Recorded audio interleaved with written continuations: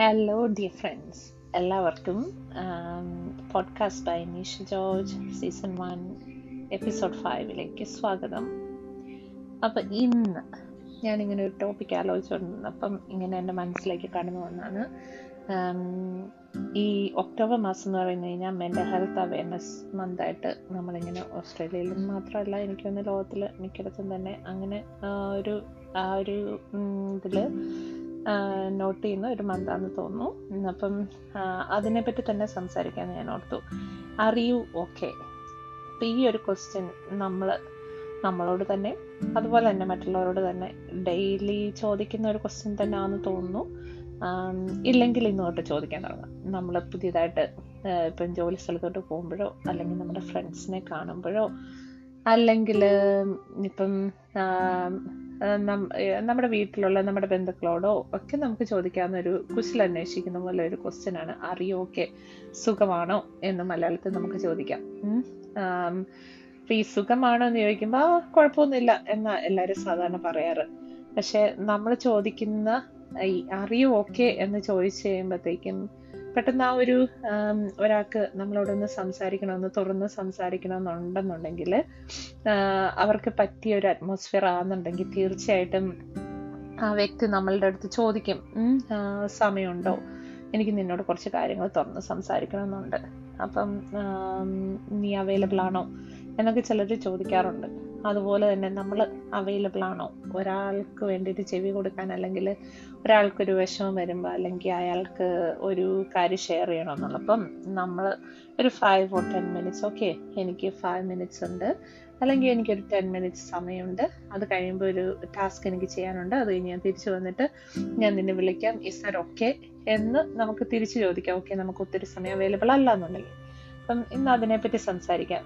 നമ്മളുടെ ചുറ്റിനും അല്ലെങ്കിൽ നമുക്കൊപ്പമുള്ളവർ പലതരത്തിലുള്ള മാനസികമായിട്ടും ശാരീരികമായിട്ടും വളരെയധികം ബുദ്ധിമുട്ട് അല്ലെങ്കിൽ ഒരു സ്ട്രെസ് അതിൽ കൂടെ കടന്നു പോകുന്നവരാണ്, ഇൻക്ലൂഡിങ് നമ്മൾ ഓരോരുത്തരും, അല്ലേ?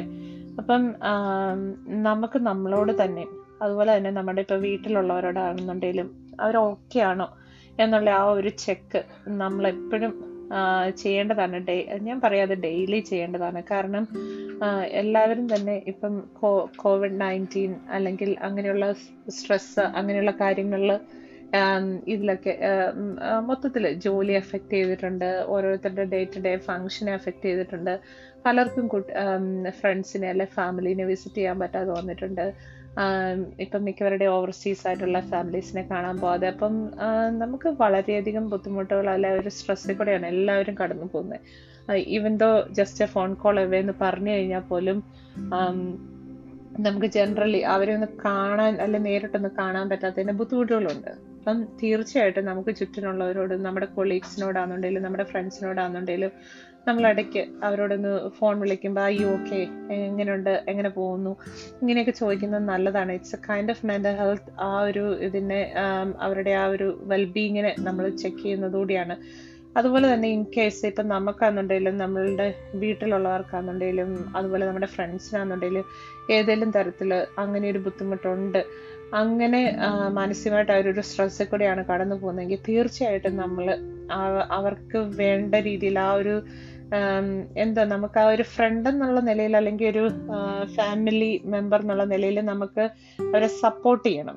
അതായത് സജസ്റ്റ് ചെയ്യണം. അതായത് എനിക്ക് തോന്നുന്നത് ഇറ്റ് വുഡ് ബി ഗുഡ്, അതായത് ഇങ്ങനെ ചെയ്താൽ നല്ലതായിരിക്കും, നമ്മളൊരു പ്രൊഫഷണലിനെ കണ്ട ഒരു കൗൺസിലിംഗ് സെഷൻ അല്ലെങ്കിൽ ഒരു സെക്കൻഡ് ഒപ്പീനിയൻ അതിൽ തേടുന്നത് നല്ലതായിരിക്കും അല്ലേ എന്നുള്ള ഒരു ക്വസ്റ്റ്യൻ അവരുടെ അടുത്ത് നമുക്ക് ചോദിക്കാം. തീർച്ചയായിട്ടും നീ ഇങ്ങനെ ചെയ്തേ പറ്റൂ എന്ന് പറയുമ്പോൾ അവർക്കതൊരു ഒഫൻഡഡ് ആയിട്ടോ അല്ലെങ്കിൽ അവർക്കൊരു പെട്ടെന്നൊരു ഷോക്കിംഗ് ആയിട്ടോ ഒക്കെ അക്സെപ്റ്റ് ചെയ്യാനൊക്കെ ബുദ്ധിമുട്ടായിട്ട് തോന്നിയെന്നിരിക്കാം. പക്ഷേ നേരെ മറിച്ച് എനിക്ക് തോന്നുന്നത് ഇങ്ങനെ ചെയ്താൽ നന്നായിരിക്കും അല്ലേ, അല്ലെങ്കിൽ നമുക്ക് ഇന്ന ഒരാളോട് ഒരു കൗൺസിലിങ്ങിന് പോയാൽ നല്ലതായിരിക്കും അല്ലേ, നമുക്ക് മനസ്സിനൊക്കെ ഒരു ആശ്വാസം കിട്ടുമായിരിക്കും അല്ലേ, അല്ലെ അവരോടൊന്ന് സംസാരിച്ചു കഴിഞ്ഞാൽ അവരുടെ ഒരു അഭിപ്രായം, അവരൊരു പ്രൊഫഷണൽ അല്ലേ, അപ്പം അവരുടെ ആ ഒരു ജോലിയുടെ ഭാഗം ഇങ്ങനെ ആയതുകൊണ്ട് ചിലപ്പോൾ ഒരു പക്ഷേ നമുക്ക് അവരോട് സംസാരിച്ചു കഴിഞ്ഞാൽ തീർച്ചയായിട്ടും നമുക്ക് ഒരു പ്രൊഫഷണലി അവരുടെ ഒരു ഒപ്പീനിയൻ എന്തായിരിക്കും എന്ന് അറിയാൻ സാധിക്കും അല്ലേ എന്നുള്ള ഒരു സജഷൻ നമുക്ക് അവരുടെ അടുത്ത് കൊടുക്കാൻ സാധിക്കും.